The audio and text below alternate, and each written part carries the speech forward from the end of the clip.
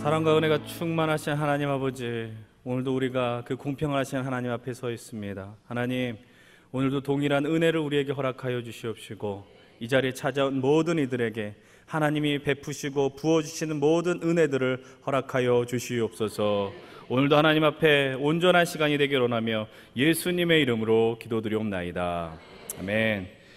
우리 시간에 함께 하나님의 말씀 찾아봅니다. 오늘 우리에게 주신 하나님의 말씀은 여호수아 1장의 말씀입니다. 여호수아 1장 1절로부터 9절까지의 말씀입니다.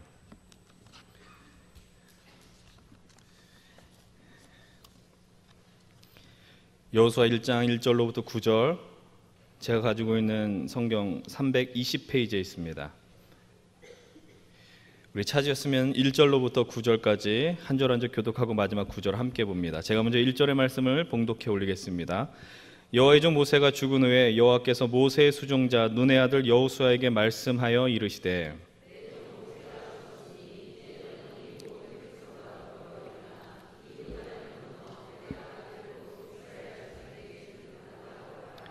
내가 모세에게 말한 바와 같이 너희 발바닥으로 밟는 것은 모두 내가 너희에게 주었노니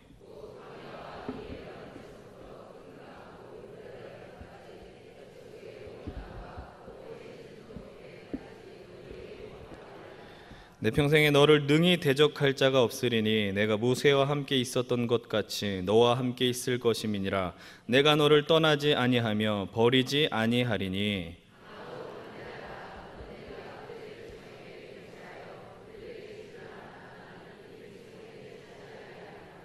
오직 강하고 극히 담대하여 나의 종 모세가 내게 명령한 그 율법을 다 지켜 행하고 우로나 저로나 치우치지 말라. 그리하면 어디로 가든지 형통하리니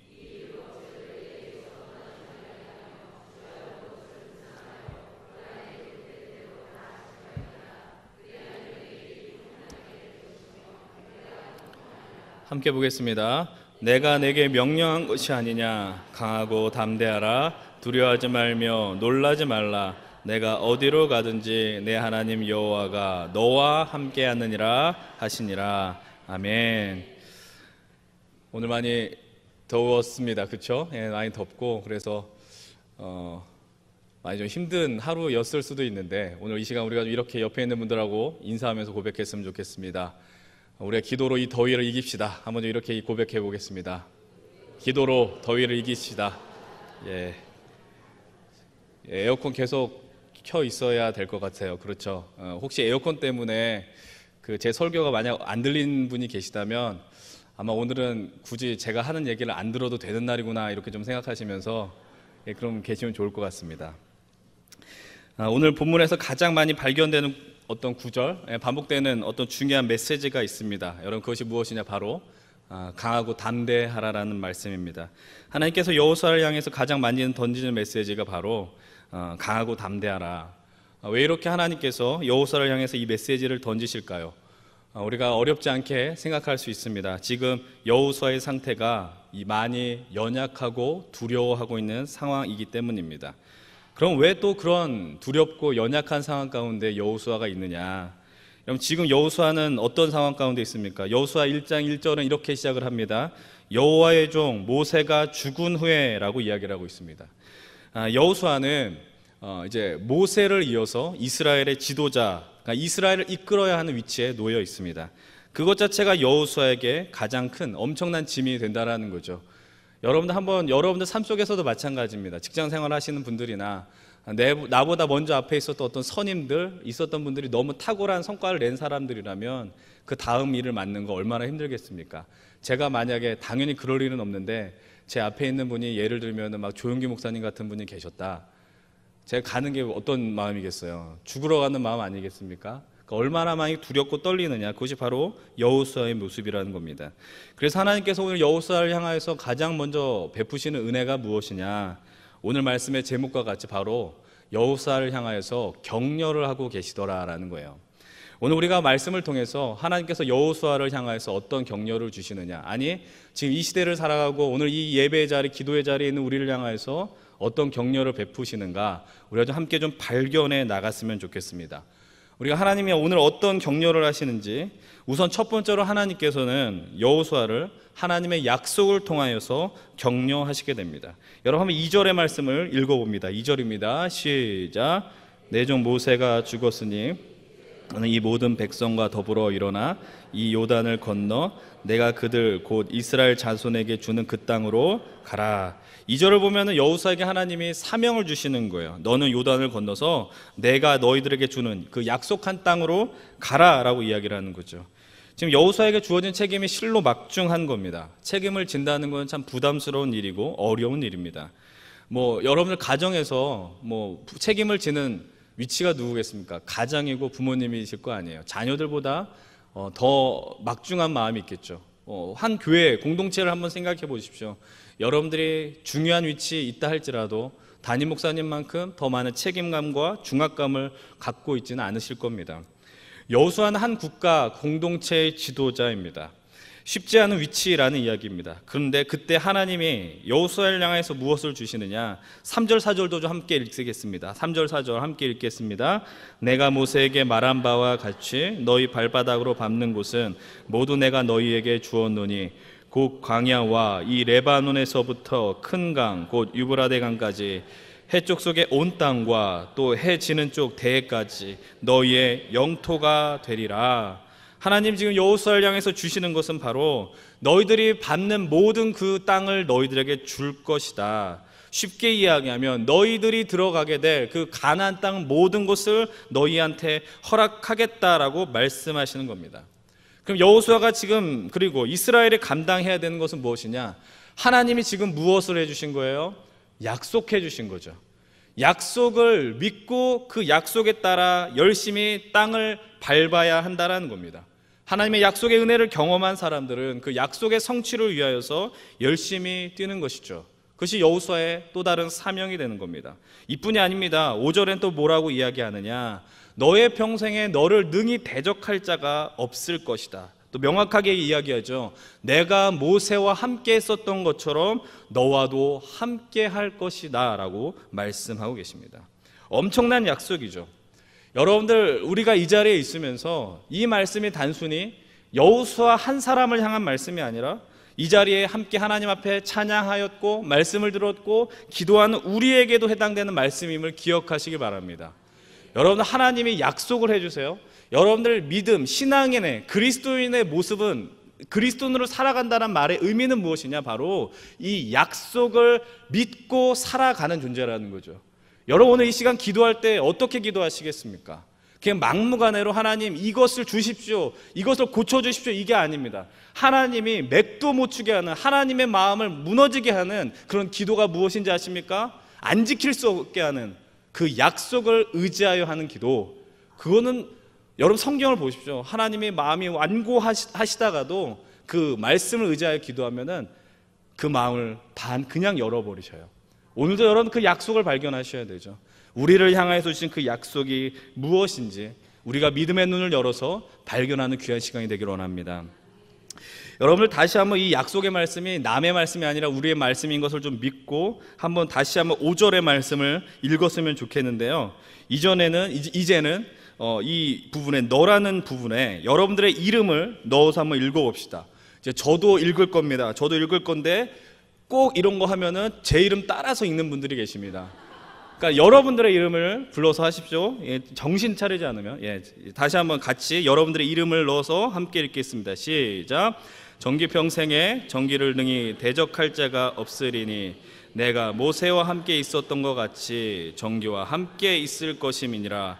내가 정기를 떠나지 아니하며 버리지 아니하리니. 여러분 믿으십니까? 여러분 이것이 우리를 향한 하나님의 놀라운 약속임을 믿으시길 바랍니다. 두 번째로 이스라엘과 우리들이 경험해야 하는 하나님의 격려와 도전, 그것이 무엇이냐? 바로 하나님께서 우리에게 말씀을 주셨다라는 것입니다. 7절과 8절 함께 읽겠습니다. 7절 8절 시작. 오직 강하고 극히 담대하여 나의 종 모세가 내게 명령한 그 율법을 다 지켜 행하고 우로나 좌로나 치우치지 말라. 그리하면 어디로 가든지 형통하리니 이 율법책을 내 입에서 떠나지 말게 하며 주야로 그것을 묵상하여 그 안에 기록된 대로 다 지켜 행하라. 그리하면 내 길이 평탄하게 될 것이며 내가 형통하리라. 하나님 여호수아에게 주시는 그 격려, 그것이 무엇이냐? 바로 하나님께서 우리에게 허락하시는 인생의 기본 원리, 인생의 목적과 방향을 붙들게 하는 그 하나님의 율법책을 붙들라라고 하시는 겁니다. 하나님의 말씀 입에서 떠나지 말게 하라. 성경 붙드는 인생이 되라는 것입니다. 근데 이 하나님의 말씀, 이 성경을 붙드는 것이 왜 격려가 되느냐? 하나님의 말씀은 살아 역사하셔서 우리의 삶을 바꾸고 우리 인생의 방향을 제시하며 우리를 살리는 말씀이 된다라는 거죠. 여러분, 하나님을 알기 위해서 여러분들이 어떤 것을 보아야 합니까? 자연을 보셔야 하기도 하지만, 그러나 그 하나님이 어떤 하나님인지 명확하게 알기 위해서는 여러분들 앞에 놓여있는 그 성경을 펼쳐서 읽어야 한다는 거죠. 근데 이 율법을 읽고 묵상하고 지키게 되면 어떤 일이 발생이 되느냐? 이렇게 말씀하십니다. 좌로나 우로나 치우치지 않고 어디로 가든지 형통하게 될 것이다. 하나님의 말씀의 가장 탁월한 능력, 우리에게 주신 은혜가 무엇이냐? 우리로 하여금 인생의 중심을 잡게 해주는 거예요. 우리의 삶은 어때요? 늘 흔들리거든요. 어디를 가든지. 그러니까 여러분들 뭐 외줄타기라는 그 외줄타기 하는 거 보시지 않습니까? 한 걸음 한 걸음 내디딜 때마다 내가 쓰러질 것 같고 넘어질 것 같고, 때로는 이 바닥이 평지 같은데 내 눈앞에 땅이 놓여져 있는 것 같은 그런 현실 속에서, 근데 그 현실을 우리는 피할 수 없다는 걸 너무나도 잘 알고 있어요. 늘 평온했으면 좋겠고 행복했으면 좋겠고, 근데 그것이 아니라는 것을 너무나도 많이 경험하셨잖아요. 그런데 하나님께서 그런 흔들리는 인생을 향하여서 엄청난 선물을 주셨다라는 겁니다. 바로 이 기록된 하나님의 말씀 성경을 주셨다라는 거예요. 성경에 담긴 내용이 무엇입니까? 하나님의 위대한 사랑과 은혜입니다. 격려의 메시지고요. 또 그것만이 아닙니다. 우리를 향한 어떤 인생의 목적 발견할 수 있게 해주고, 삶의 이유를 깨닫게 해주고, 인생의 원리, 삶의 지침들이 담겨 있고요. 그리고 가장 중요한, 우리를 구원하시고자 하는 하나님의 열망이 가장 선명하게 기록되어 있는 책이 바로 이 성경이라는 사실입니다. 그렇기 때문에 말씀을 가까이 하는 인생은 좌우로 흔들릴 수가 없어요. 왜요? 인생의 목표와 방향이 분명하기 때문입니다. 이 자리에 기도하시는 여러분들, 다시 한번 부탁드리지만 이 말씀을 펼쳐 읽으시기 바랍니다. 그것이 우리가 인생 가운데 승리하고 성공하는 비결입니다. 그냥 주일 하루만 와서 성경 읽는 인생이 아니라 오늘 우리에게 주시는 그 말씀이 무엇인가? 이 시대를 향해서 주시는 말씀인가? 너무나도 많은 분들이 집에서 성경 전시회를 열고 있습니다. 그렇지 않습니까? 먼지 쌓여가는 만큼 우리의 신앙은 죽어간다는 것을 잊어서는 안 된다는 것이죠. 여러분들, 제가 말씀드립니다. 부탁드립니다. 성경책 깨끗하게 보지 마십시오. 성경책을 너저분하게 보십시오. 지저분하게 보십시오. 그래서 매년 힘들면 2년에 3년에 한 번씩 성경책 한 권씩 바꾸도록 하십시오. 이 금요일 이 자리에 오실 정도의 신앙이라면 여러분들 말씀을 듣고 오늘 좋은 설교 들었구나 이렇게 끝나지 마시고, 나를 창조하시고 날 이 자리까지 인도하신 그 하나님이 내게 주시는 격려가 무엇인가 잘 찾아보고 묵상하셔야 한다는 것입니다. 다시 한번 말씀드립니다. 그때 어떤 일이 벌어집니까? 흔들리고 평탄하지 않은 길이, 불규칙해 보이는 땅을 걸어가는 우리의 인생이 평탄하게 그리고 온전하게 흔들리지 않게 갈 수 있다는 것입니다. 여러분, 그런 영광들을 경험하십시오. 이 하나님의 말씀을 붙들게 되면 우리는 흔들리지 않습니다. 여러분, 그것을 경험한 우리 귀한 성도님들 되길 바랍니다. 여호수아는 이제 충분히 하나님의 격려를 경험합니다. 그리고 이제 그에게 어떤 일이 벌어집니까? 용기 백배하는 겁니다. 하나님의 말씀을 받고 담대하게 백성들을 향해서 외칩니다. 이제 여호수아는 이스라엘의 진정한 리더가 되는 것입니다. 하나님의 격려로 이제 더 이상 모세의 후계자라는 이름이 아니라, 그리고 2인자 여호수아가 아니라 하나님의 손에 붙들림 받는 이스라엘의 지도자 여호수아가 되는 것입니다. 이것이 하나님의 은혜입니다. 두려워한 이를 향하여서 끊임없이 격려하시는 하나님, 이제 그 하나님의 격려가 그를 위대한 지도자의 반열에 오르게 하는 것입니다. 근데 우리가 여기에서 시선을 멈출 수가 없습니다. 더 놀라운 은혜와 감동을 1장 후반부에서 발견할 수 있게 됩니다. 그것이 무엇이냐? 우리는 지금까지 두려워하는 여호수아에 집중했거든요. 그러나 여호수아만 두려웠을까? 아니에요. 누구도 두려웠을까요? 이스라엘 백성들도 당연히 두려워했겠죠. 왜? 이스라엘의 위대한 지도자, 이스라엘 유대교가 세워지기까지 계속 언급되었던 그 이름 모세가 사라졌기 때문에 그런 가운데 새로운 지도자가 세워졌습니다. 그럼 여호수아를 바라보면서 어떤 생각을 했을까요? 여호수아가 잘할 수 있을까? 쉽게 말하면 모세만큼 할 수 있을까? 이런 생각하지 않았겠습니까? 근데 하나님의 격려를 받고요, 하나님의 말씀을 선포하는 여호수아의 강력한 리더십에 그들이 이제 반응하기 시작하는 겁니다. 이스라엘 백성들의 그 반응이 무엇이냐? 16절과 17절 말씀 함께 봅시다. 16절 17절 함께 보겠습니다. 시작. 그들이 여호수아에게 대답하여 이르되 당신이 우리에게 명령하신 것은 우리가 다 행할 것이요 당신이 우리를 보내시는 곳엔 우리가 가리이다. 우리는 범사에 모세에게 순종한 것 같이 당신에게 순종하려니와 오직 당신의 하나님 여호와께서 모세와 함께 계시던 것 같이 당신과 함께 계시기를 원하나이다. 아멘. 여러분, 이스라엘 백성의 모습이 어때요? 여호수아를 향하여서 충성을 다짐하고 있습니다. 당신이 우리에게 명한 것은 우리가 다 행할 것입니다. 우리가 모세를 따른 것처럼 당신을 따른 것입니다. 이 새로운 지도자 앞에, 이 여호수아 앞에 이 백성들은 충성과 헌신을 다짐하게 되는 겁니다. 여러분, 이것은 엄청난 은혜 아닙니까? 여호수아를 우리가 열자마자요, 두려워하고 있는 여호수아를 발견했습니다. 모세를 잃고 두려워하는 이스라엘 백성도 보았습니다. 근데 그 1장이 채 끝나기도 전에 하나님의 여호수아를 향한 그 위대한 격려가 끝나기가 무섭게 어떤 일이 벌어집니까? 하나님의 격려를 통해서 여호수아와 그 백성들이 하나가 되는 거예요. 하나님의 말씀을 기준 삼아서 하나님이 약속한 가나안으로 들어가게 되는 겁니다. 근데 더 엄청난 장면이 나오게 되는 거죠. 그것이 무엇이냐? 하나님이 상상할 수 없는 격려를 허락하여 주십니다. 새로운 격려의 통로가 열리게 되는 것입니다. 우리 17절 후반절부터 여호와께서 그 부분부터 18절 함께 봅시다. 당신의 하나님 여호와께서부터 함께 보겠습니다. 당신의 하나님 여호와께서 모세와 함께 계시던 것 같이 당신과 함께 계시기를 원하나이다. 누구든지 당신의 명령을 거역하며 당신의 말씀을 순종하지 아니하는 자는 죽임을 당하리니 오직 강하고 담대하소서. 이거 누가 이야기하는 거예요? 이게 하나님이 이스라엘 백성을 통하여서, 이스라엘 백성들의 입술을 통하여서 여호수아의 귀에 들리게 하더라라는 겁니다. 백성들이 외치기 시작하는 거예요. 여호수아여 강하고 담대하소서. 지금 백성들이 여호수아를 격려하고 축복하는 것입니다. 이것이 하나님이 여호수아에게 주시는 세 번째 격려하시는 모습입니다. 우리 사랑하는 우리 잠실교회 성도 여러분들, 오늘 우리가 이 시간에 이 모임 가운데 하나님의 격려와 위로를 경험하고 싶지 않으십니까? 사실 우리의 인생 가운데 하나님의 격려와 위로는 풍성히 널려 있습니다. 우리의 문제는 무엇이냐? 우리의 믿음이라는 거죠. 여러분들 기억하십시오. 믿음이 있는 자에게 그 격려가 경험되어지는 것입니다. 하나님의 음성이 들리는 거죠. 사랑하는 누구누구야, 강하고 담대하라. 내가 너와 함께 할 것이다. 내가 너의 삶을 붙들 것이다. 여러분, 그 격려가 날마다 경험되어지기 위해서 하나님 우리에게 허락하신 그 약속, 이 위대한 말씀을 붙드는 인생이 되길 축복합니다.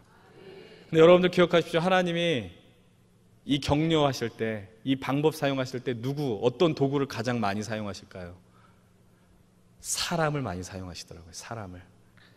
여러분들 소망하십시오. 여러분들이 속한 그 공동체, 우리 귀한 잠실교회, 여러분들의 그 가정, 여러분들이 속한 그 자리 속에서 위대한 격려들이 일어나길 소망합니다. 여러분, 지금 이 시대에 필요한 건 바로 우리 공동체 안에서 서로 이 믿음의 격려들입니다. 여호수아가 경험한 것처럼 여러분들이 담임 목사님을 향해서 놀라운 격려들을 하시길 바랍니다. 여러분들 이 자리에 서 있는 제 입으로 하긴 민망한 소리일지 모르지만 이 자리에 수고하는 부교육자들을 위해서 격려하십시오.